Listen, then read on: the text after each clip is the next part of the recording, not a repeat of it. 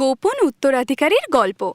৪,০০০-এরও বেশি বছর ধরে রাজা এবং রানী তাদের রাজ্য শাসন করে আসছেন। রক্তই তাদের উত্তরাধিকারী নির্ধারণ করে। সাংরাই রাজ্যের ক্ষেত্রেও তেমনই বলা যায়। শাসনরত রানী এলিনোরা তার কন্যা রূপসী রাজকন্যা সালিয়ার প্রতি ক্ষমতা হস্তান্তরের জন্য রাজ্যকে প্রস্তুত করার কাজে ব্যস্ত, অথবা হয়তো তিনি ব্যস্ত ঘুমানোর কাজে। সবাই বেরিয়ে যাও, রানী এলিনোরা ঘুমাতে চান এখন। আবার শুধুই ঘুমায়। আমি জানি না তিনি কিভাবে রাজ্যটির সুশৃঙ্খল বজায় রাখার আশা করেন যখন সবসময় সে ঘুমিয়েই থাকে।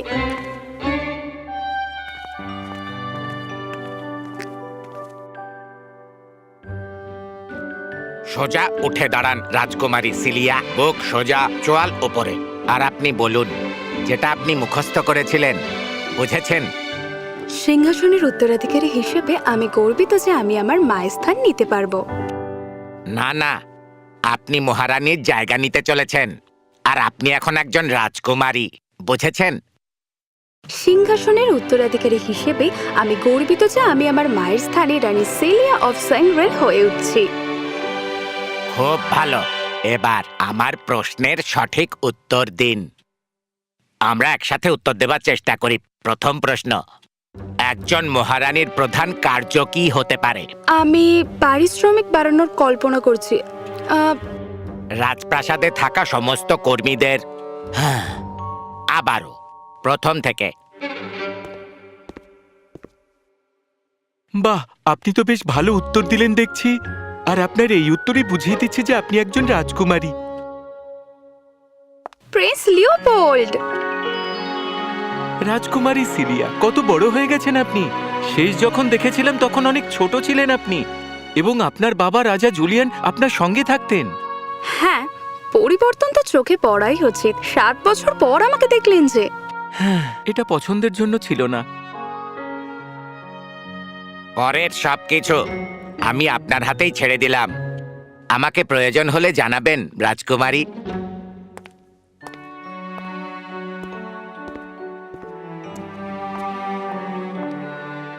তুমি কি এখানে স্থায়ীভাবে ফিরে এসেছো? এখানে যে তোমাকে প্রয়োজন। এক্সেল খুবই আরামে আছেন, বিশ্বাস করুন আর নাই করুন। সৌভাগ্যবশত ওনার শাস্তির মেয়াদ শেষ হতে চলেছে। এখন আমিও তো ফিরে এসেছি। আশা করি আপনার মায়ের মনে আছে যে উনিই আমাকে প্রথম জায়গায় পাঠিয়েছিলেন। ওনার গল্পের মর্মার্থ আমি পরে বুঝেছিলাম। তিনি খুব অসুস্থ, তার শরীর সুস্থ হওয়ার জন্য কঠোর পরিশ্রম করছে, তাই দিনভর অনেক ঘন্টা তাকে ঘুমাতে হচ্ছে। আমি প্রার্থনা করি উনি সুস্থ হয়ে উঠুক, কিন্তু আপনাকে দেখে আমার মনে হচ্ছে আপনি রাজ্য চালানোর প্রস্তুতি নিচ্ছেন। কিন্তু আমাদের মহামান্য রানী এলেনোরার জন্য বোধহয় এটা সম্ভব নয়। রানীর দীর্ঘায়ু কামনা করি। হ্যাঁ, রানী দীর্ঘায়ু হন। আমি এখানে একটা খারাপ সংবাদ নিয়ে এসেছি। আমি কি এখন এখান থেকে প্রস্থান করতে পারি? দয়া করে করুন। আমি দুঃখিত, আপনি উত্তরাধিকারী নন। মুকুটের দাবিদার আপনার আগে আরও একজন আছে। অসহ্যকর, আমি একমাত্র সন্তান। এখানেই আপনি ভুল করছেন রাজকুমারী সিলিয়া। আপনি একমাত্র সন্তান নন। আপনি কি আমার সিংহাসনের অধিকার কেড়ে নিতে চান? রাষ্ট্রদ্রোহিতা, এটা রাষ্ট্রদ্রোহিতার পরিচয়। প্রহরী!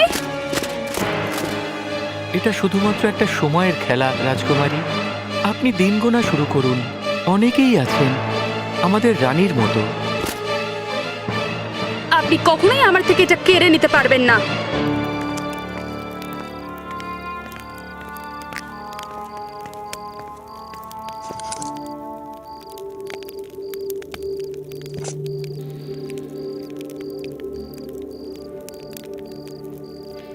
একবার ভেবে দেখো, আমরা নতুন যুগে প্রবেশ করেছি, তবুও আমাকে এখন টর্চ ব্যবহার করতে হচ্ছে। পুরনো নথি ছাঁটাই করার জন্য হাত ব্যবহার করতে হচ্ছে।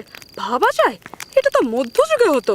তো সংশ্লিষ্ট নথি, রাজত্ব সংশ্লিষ্ট নথি, এখানেই আছে।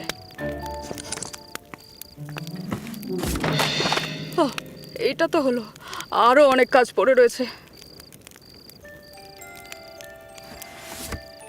গোপনীয়? কিছু মনে করো না যদি আমি করি।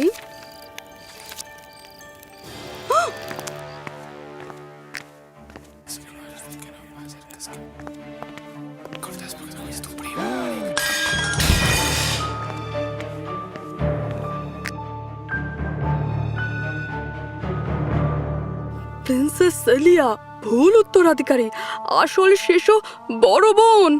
তুমি কিভাবে আমার নিজের কোকে এই গুজব ছড়াতে পারো? রাজত্বের জন্য দাবি রাখার একমাত্র রাজকীয় ব্যক্তি আমি তোমাকে আমার জন্মের অধিকার নিয়ে প্রশ্ন তুলতে দেব না। বেরিয়ে যাও।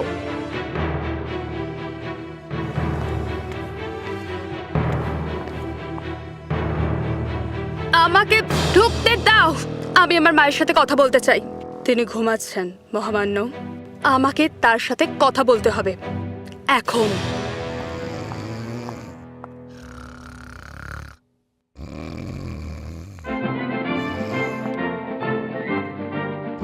মা, মহামান্য, ওঠো প্লিজ।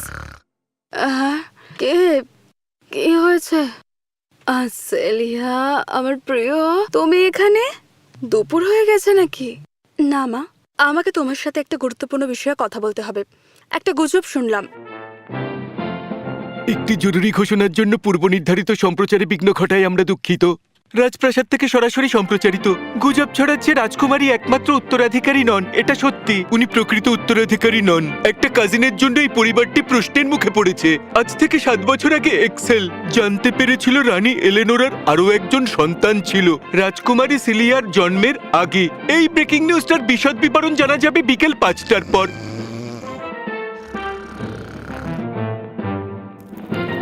যদি মা আমাকে না বলতে পারে, আমাকে নিজেকেই জানতে হবে। আমি রানী হতে যাচ্ছি, এছাড়া আর কেউ হতে পারে না। কেউ কি হতে পারে?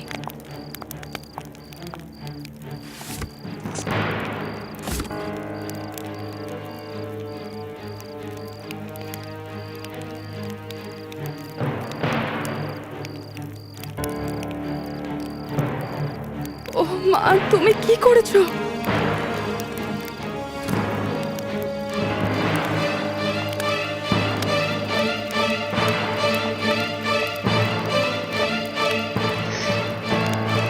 আমি তো এই পোর্ট্রেটের বিষয়ে কিছু জানি না, কিন্তু দেখে তো আমিই মনে হচ্ছে।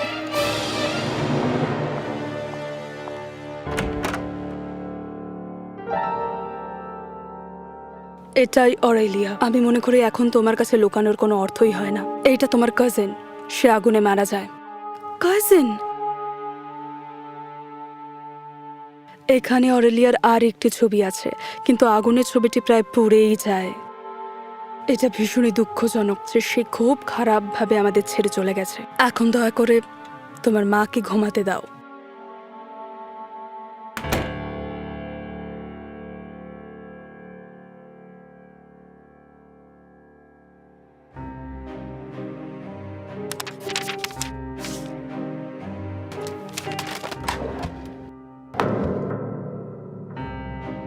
তার মানে ছবিটির ওই মেয়েটির সাথে আমার সম্পর্ক ছিল। তিনি আমার বোন, আমার বড় বোন, যাকে আমি জানতাম না যতক্ষণ না পর্যন্ত না।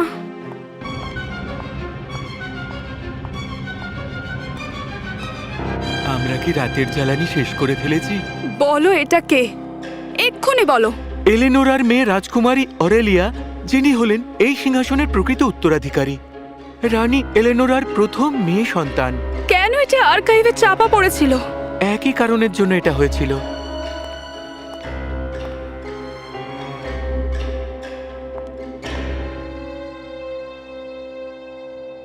এটা নকল। তুমি নিজের অধিকার ফলানোর জন্য এটা করছো। আপনার আমাকে কেন এক্সেল বলে মনে হচ্ছে রাজকুমারী? আমি আপনার বাবা এবং মায়ের সাথে একমত নই তাই না। এর কারণ হলো আমি তাদের একটা ছোট্ট সিক্রেট জানি। আমি তোমাকে বিশ্বাস করি না। আর তারা আপনাকে বিশ্বাস করে না। আমাদের সত্যি বলো, আমাদের সত্যি বলো, আমাদের সত্যি বলো, আমাদের সত্যি বলো। তুমি এটা করার সাহস দেখিও না। সিংহাসনের পরবর্তী উত্তরাধিকারী হিসেবে আমাকে আমার মায়ের মতোই সম্মান দেওয়া উচিত।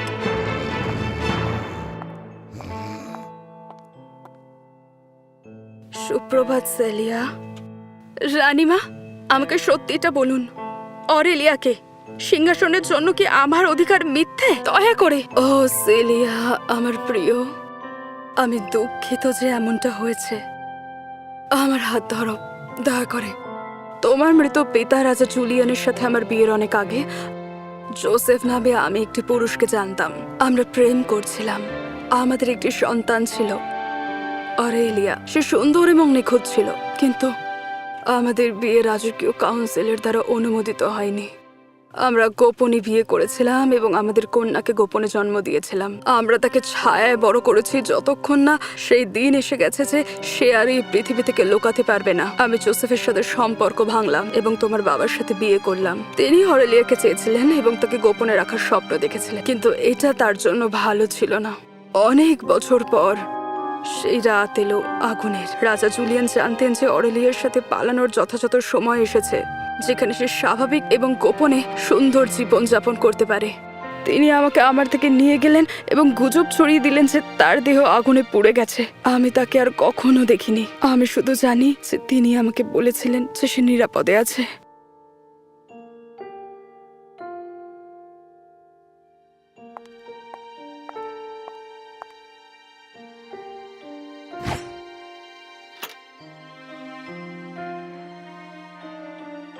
অরেলিয়ার তরফ থেকে একটি কোট করা চিঠি, এখানে 3 মাসের আগের তারিখ দেওয়া। রাজকুমারী সিলিয়া, আপনি সেই যাকে আমি খুঁজছিলাম। আমরা একটা প্রেস কনফারেন্স ডেকেছি, আপনাকে বক্তব্য রাখতে হবে। আমি প্রস্তুত নই। আমাকে অন্য কিছু কাজ করতে হবে। আমাকে একটা সিদ্ধান্ত নিতে হবে। রাজকুমারী, এই ব্যাপারটা খুবই জরুরি। আপনার নিরাপত্তার ব্যাপারে কোনো গাফিলতি হবে না, কথা দিলাম। আপনার কোনো ধারণাই নেই।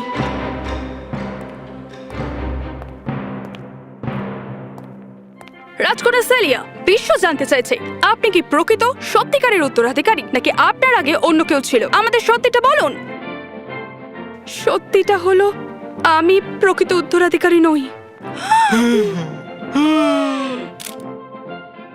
উনি ব্যাপারটা করে ফেলেছেন। আমার একটি ঘোষণা আছে। এই মহিলা কিন্তু সিংহাসনের প্রকৃত উত্তরাধিকারী নন। উনি বৈমাত্রেয় সন্তান। তিনি এটা জানিয়ে দিয়েছেন। এই রয়্যালগুলো দেখছি খুবই বাড়াবাড়ি করছে। আমি এখানে কোনো মজা করতে আসিনি। যেমনটা আমি বলছিলাম, না, আমি ন্যায়সঙ্গত উত্তরাধিকারী নই। আমার আগে আরও একজন রয়েছে, যদিও আমি তার নাম জানি না। সত্য বলাটা আমার জন্য কষ্টকর। আমি নিশ্চিত ছিলাম না যে আমি এটি অনুসরণ করব কিনা। কয়েক মুহূর্ত আগে পর্যন্ত আমি হয়তো রক্ত অনুযায়ী সঠিক উত্তরাধিকারী নই, তবে আমি যেমন করে জীবন কাটিয়েছি এবং আমাকে যদি নেতৃত্ব দেওয়ার জন্য নির্ধারণ করা হয়ে থাকে, তবে এটা সততার সাথে পালন করব, গোপনীয়তার মাধ্যমে নয়। আমি হয়তো সিংহাসনের জন্য পরবর্তী ব্যক্তি নই, কিন্তু আমি সিংহাসনকে আমার বলে দাবি করছি। আমি আমার মায়ের পদাঙ্ক অনুসরণ করব এবং দেশকে তার পরবর্তী মহত্বের পর্যায়ে নিয়ে যাব। আমি রানী হব এবং কেউ আমাকে থামাতে পারবে না।